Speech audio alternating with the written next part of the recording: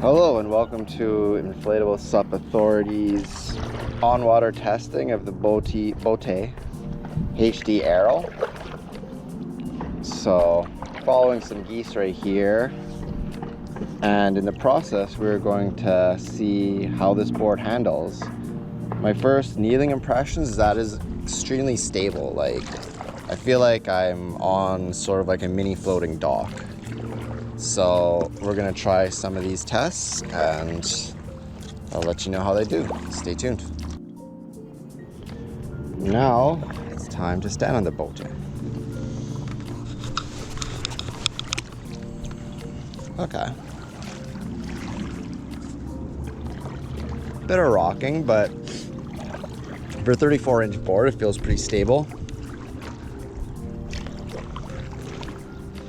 So I'll just want to kind of try edge a little bit. We'll go pretty far up to the right and let's try the left. Yeah. So far, board definitely feels stable. Like, I don't feel wobbly at all.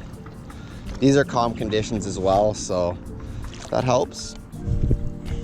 But so far from a stability standpoint, the 34-inch width feels pretty good. As I'm paddling at a kind of casual pace, noticing that this board does feel a little bit heavier whenever you're paddling it compared to some other boards that have slimmer width. And I have the wind against me as well. But I do feel like you just have to put a little bit more oomph to get this board to paddle casually. But the tracking is actually pretty good for it. So we're gonna do some tracking tests to see how it does here. Okay, now we're gonna do some tracking tests. So we're gonna aim for that blue boat over there and to see how many strokes a side this board can do. So let's try it. So let's do this side. Actually, no, let's just start over. Okay, now we do it. 1, 2, 3, 4, 5. Okay, so about 5 that side. Let's try the other side now.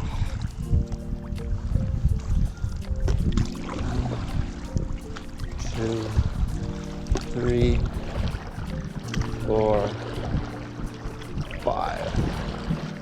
So yeah, about 5 strokes a side with this board. Now, the fin that it comes with is sort of like a hybrid racing fin, and it has a lot of surface area, but it also doesn't extend as long as, say, a touring fin or even a dolphin fin for that matter. But it does have more mass in the middle, which gives it a little more surface area. Now the tracking is pretty good. It's about on average, and for a 34-inch board, that's actually not too bad at all, 5 strokes a side. But I feel like if BOTE really did want to better the tracking, I would recommend putting some 5-inch side fins, maybe a clip-on system or whatever. But I mean, otherwise, board track's really good. No complaints there. Now we're gonna do a speed test. Now, this test is gonna be, again, a little bit altered because the tide is just starting to come in and the wind is to my back. So I'm just gonna see how this board feels as soon as I pick up the pace here. So let's do it.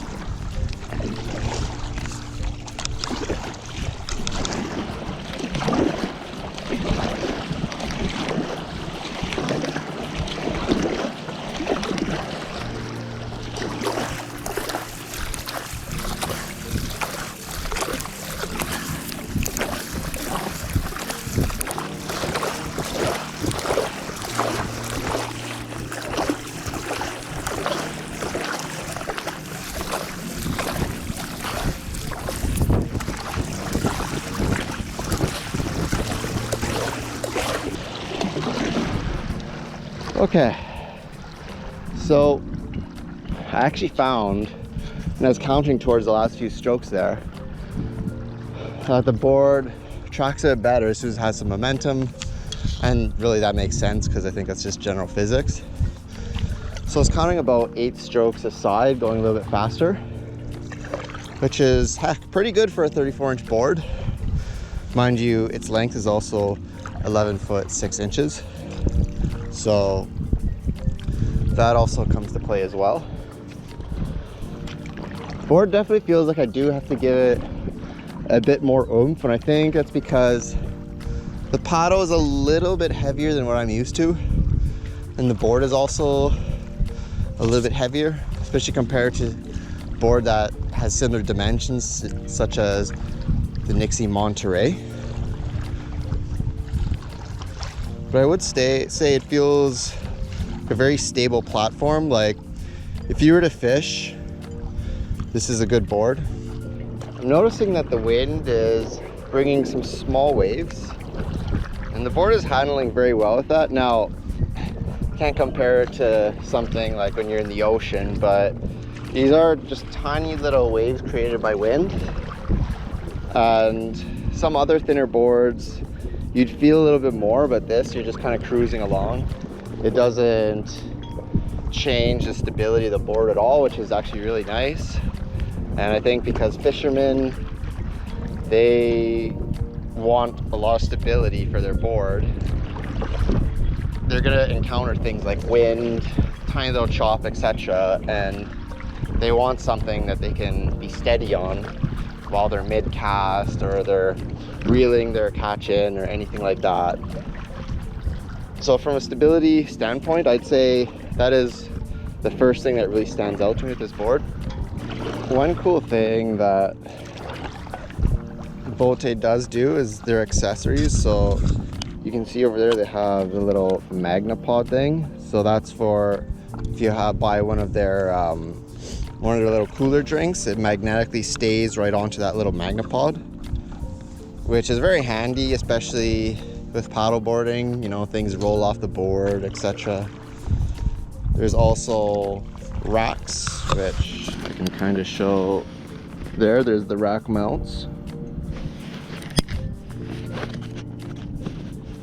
So BOTE gave me the little rack mounts for it. I don't have a rack, so it's a little bit redundant right now, but I'll show that in a future episode, what the rack mounts can do, etc.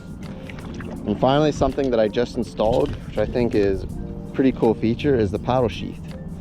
So you can put your paddle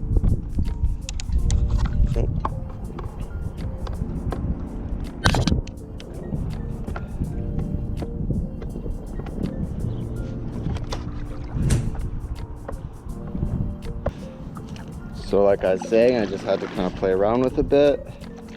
Is one thing that I really like is the paddle sheath. So I was trying to get the paddle in unsuccessfully, but then I realized that I have to turn it upside down. So you have the paddle right side up, turn it upside down, and you can just slide it right into this sheath here.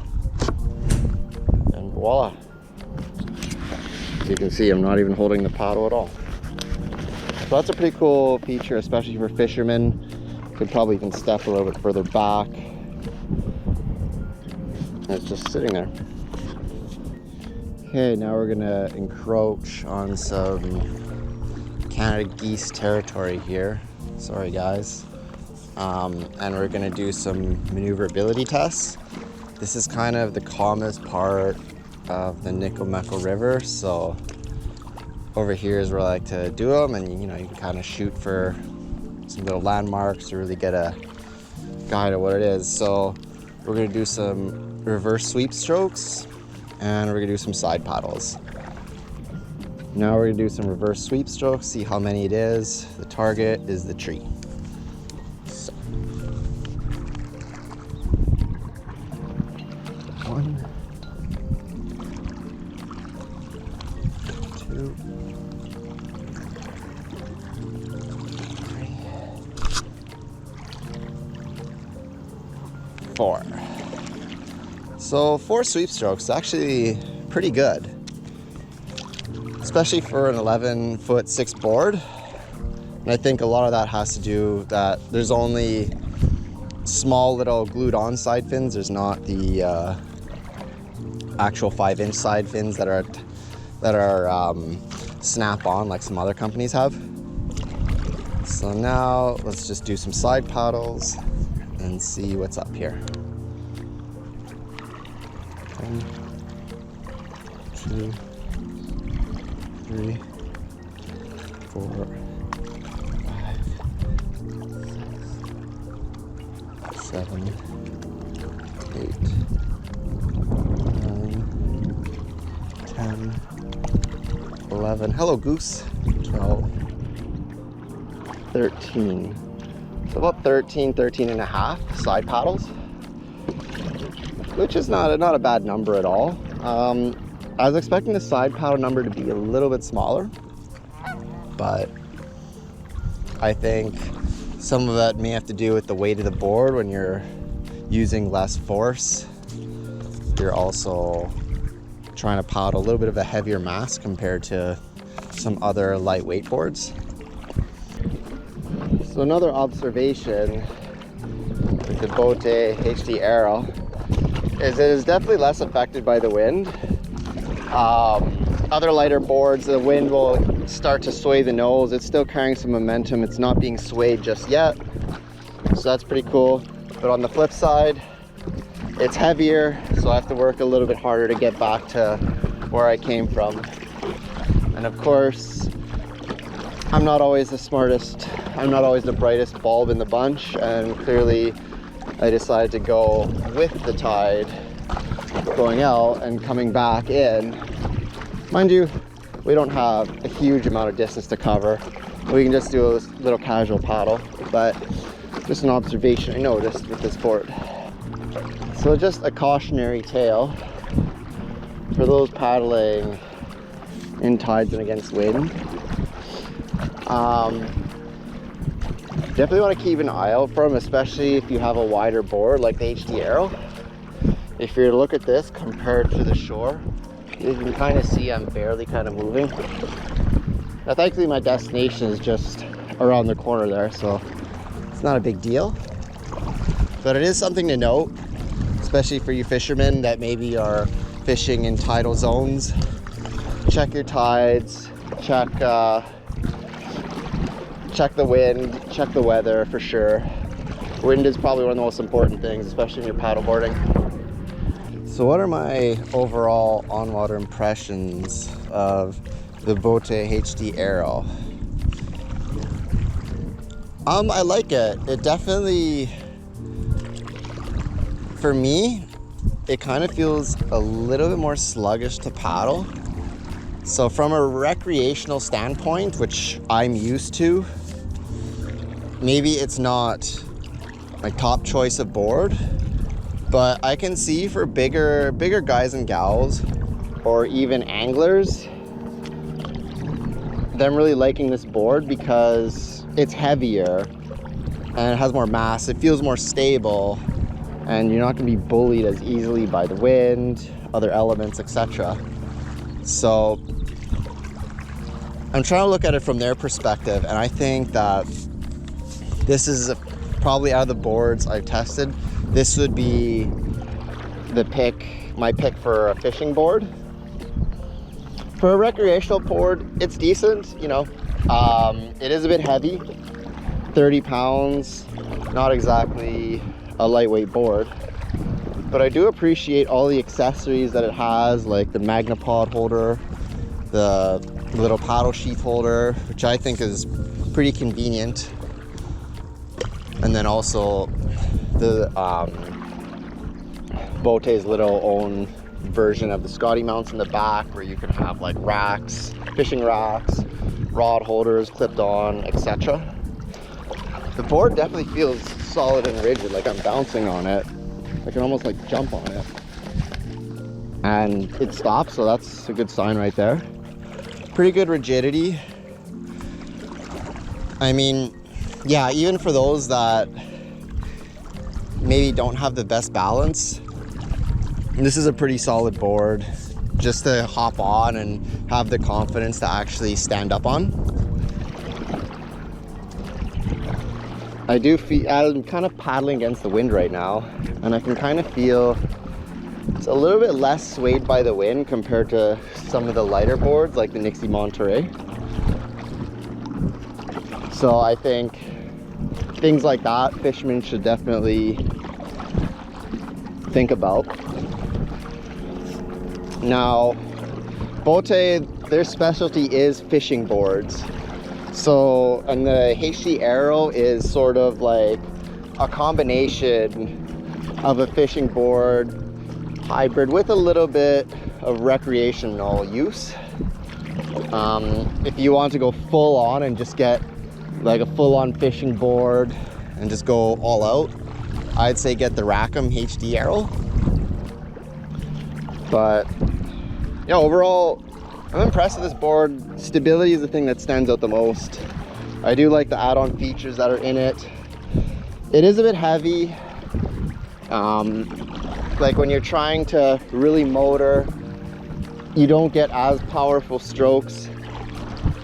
I also kind of noticed that I had to tighten the paddle lever a little bit before going out, because it wasn't gonna, if I just went out as it was, it wasn't going to stick and I'd be having a little bit of a worse time.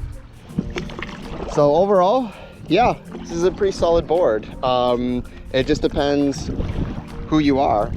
If you're a smaller paddler, I'm not sure I would take this board because it's heavy and it might feel like a bit too much, and it'll probably get in the way of your ideal paddle stroke as well. Like you'll have to angle the paddle a little more like that.